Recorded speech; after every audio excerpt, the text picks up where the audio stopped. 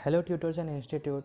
आज इस ट्यूटोरियल में हम ये सीखेंगे कि हम कैसे एक बैच क्रिएट कर सकते हैं और उसे कैसे एक्टिव करना है ताकि वो स्टूडेंट्स को विजिबल हो सके। तो हम अपना ऐप लॉन्च करते हैं। ऐप लॉन्च करने के बाद लॉगिन करते हैं। तो ये रहा मेरा लॉगिन क्रेडेंशियल्स।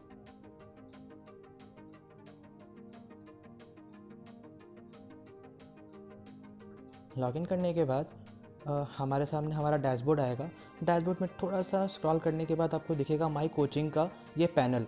इस पैनल पर जब हम क्लिक करेंगे तो हमारे सामने कुछ ऐसा इंटरफेस आएगा। तो यहाँ पे आप देख पा रहे हैं कि मैंने ऑलरेडी 3 बैच क्रिएट कर रखा है। तो फटाफट मैं आपको दिखाने के लिए एक नया बैच क्रिएट करता हूँ और दिखाता हूँ कैसे उसे एक्टिव करते हैं। तो यहाँ जो ऊपर में एक बटन दिख रहा होगा क्रिएट न्यू बैच, जब इस पर आप क्लिक करेंगे ना तो आपके सामने एक फॉर्म आएगा। ये फॉर्म को आपको फिलअप करना है और इस तरीके से यहाँ पे इस फॉर्म में ना आपके बैच की डिटेल्स मांगेगा, वो सब आपको इनपुट करना है। तो सबसे पहला ऑप्शन है यहाँ पर बैच स्टेटस। इसका मतलब क्या है कि बैच जो मैं क्रिएट कर रहा हूँ उसका स्टेटस क्या होगा, वो एक्टिव होगा ना इनएक्टिव होगा, वो विजिबल कराना है ना प्राइवेट रहेगा। तो इसको मैं अगर ऑन कर देता हूँ, फिर यहाँ पर नीचे आ जाएगा ना बैच नेम।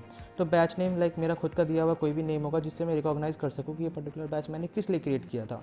तो जैसे इसको मैं नाम दे देता हूँ स्लॉट 1। किस क्लास या स्ट्रीम के बच्चों को मैं पढ़ाना चाहता हूँ, मैं पढ़ाना चाहता हूँ BCA वाले के बच्चों को। ओके, सब्जेक्ट क्या होगा, तो सब्जेक्ट में दे देता हूँ लाइक कंप्यूटर एप्लीकेशन। उसके बाद बोर्ड, तो अब बोर्ड क्या होता है ना लाइक CBSE ICSE या फिर आप किसी यूनिवर्सिटी के बच्चों को पढ़ाओगे। तो यहाँ पे मैं दे देता हूँ एनी यूनिवर्सिटी, लाइक किसी भी यूनिवर्सिटी के बच्चे एनरोल कर सकते हैं। फिर टीचिंग लैंग्वेज क्या होगा, तो मैं यहाँ पे अपने बच्चों को हिंदी लैंग्वेज में पढ़ाना चाहता हूँ तो मैं हिंदी दे दिया मैंने। फ़ीस मैं कितना लूँगा, तो अगर मैं देता हूँ लाइक 800 रुपीज़। तो यहाँ पर आप देख पा रहे हैं नीचे अमाउंट रिसीवेबल और GST पेबल। ये दो चीज़ क्या है ना कि जब मैं 800 रुपीज़ इंसर्ट कर रहा हूँ तो यहाँ पे जो 678 रुपीज़ है ना, ये अमाउंट रिसीवेबल है, मतलब ये मेरे अकाउंट में पैसे आएगा। और जो GST पेबल है 122 रुपीज़, ये जाएगा गवर्नमेंट को, जो कि 18% GST है। वो 800 रुपये में से कट के वो गवर्नमेंट को चला जाएगा और जिसमें से कि 678 रुपीज़ मेरे अकाउंट में आ जाएगा। डन। उसके बाद ऑप्शन आता है क्लास डिलीवरी का। क्लास डिलीवरी में 4 ऑप्शन आएंगे आपको, जिसमें है at tutor's home, at centre, at student's home and online classes. इसका मतलब हुआ एट ट्यूटर्स होम मतलब कि मैं क्या बच्चों को अपने घर बुला के पढ़ाऊँगा। एट सेंटर मतलब क्या मेरा कोई सेंटर है जहाँ पे बच्चे आएंगे। एट स्टूडेंट्स होम इसका मतलब कि क्या मैं किसी बच्चे के घर पे जाके पढ़ाऊँगा, या फिर ऑनलाइन क्लासेस, या फिर मैं किसी ऑनलाइन क्लासेस दूंगा लाइक जूम से या वेबएक्स से, जिससे भी। तो अपने कन्वीनियंस के हिसाब से आप जैसा कराते हैं वैसे हिसाब से आप यहाँ पे सिलेक्ट कर लें। तो मेरा है यहाँ पर एट सेंटर, मैं अपने सेंटर पे बुला के अपने बच्चों को पढ़ाऊँगा। टोटल सीट्स, इसका मतलब होता है ना कि एक सेंटर पे जाकर मैं कितने बच्चों को पढ़ाऊँगा, मेरे सेंटर में कितने बच्चों के लिए जगह है। तो वहाँ पे मैं कर दिया 20। सीट्स एक्वायर्ड बाई सेल्फ, इसका मतलब ये होता है ना कि सेंटर में जो भी बच्चे आएंगे, तो होता है ना कि बहुत कुछ बच्चे होते हैं जो ऑफलाइन भी आते हैं, डायरेक्ट कांटेक्ट करते हैं हम टीचर्स के साथ और एनरोल हो जाते हैं हमारे क्लासेस में, तो उनके लिए है। तो अगर मेरे को लगता है कि लाइक 2-3 बच्चे आएंगे मेरे ऑफलाइन मोड में, तो मैं यहाँ पे जैसे 5 सीट के, तो 5 स्टूडेंट्स मेरे ऑफलाइन आएंगे। इसका मतलब ये हुआ 20 - 5, 15 स्टूडेंट्स जो होंगे वो हुनर हब की तरफ से आएंगे। 15 स्टूडेंट्स हुनर हब की तरफ से एनरोल हो सकते हैं। ओके, अब यहाँ पे आता है next option day and time का। तो इसका मतलब ये है कि मैं किस किस दिन क्लासेस कराऊंगा कंप्यूटर एप्लीकेशन का, ठीक है। तो लाइक वेडनेसडे को अगर मैं सिलेक्ट करता हूँ तो मेरे को टाइम सेलेक्ट करना है कितने बजे से मैं कराऊंगा, शाम के 6 बजे से। ओके, कितने बजे तक कराऊंगा, मैं 2 घंटे का क्लास लेकर लेता हूँ तो 8 बजे तक अगर मैंने सिलेक्ट कर लिया यहाँ पर, ये हो गया। अब फ्राइडे के दिन, ओके, तो लाइक मैं यहाँ पर फ्राइडे के दिन क्लास लेता हूँ 3 बजे से, दोपहर के 3 बजे से, तो ये मैंने यहाँ पे सेट कर लिया, ये जाएगा 5 बजे तक।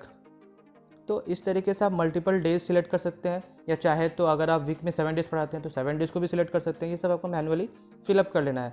और अगर संडे को मैं अगर सुबह के टाइम पढ़ाता हूँ तो मैंने जैसे 9 बजे से लेकर लाइक अब यहाँ पर AM PM का ऑप्शन है, इसको मैंने AM कर लिया सेट।